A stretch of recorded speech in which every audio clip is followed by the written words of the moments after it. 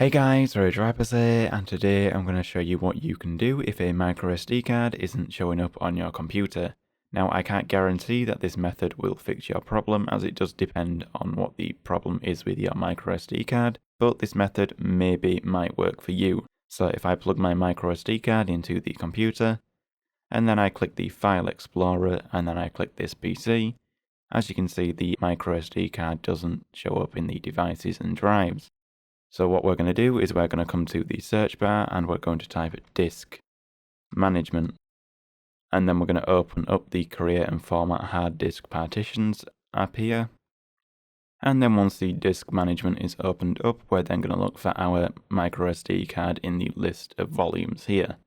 So as you can see, my microSD card is here.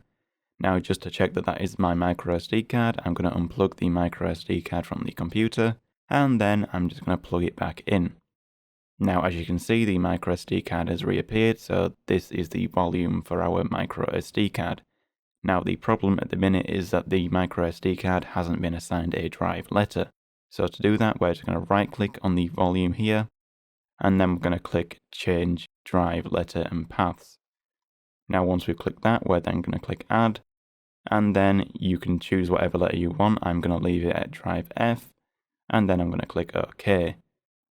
And now as you can see, the microSD card is now detected correctly on the computer. So now if we come back to this PC, as you can see, the microSD card does show up in the devices and drives. So guys, hopefully that fixed your problem. If it didn't, I'm not really sure there's anything I can do.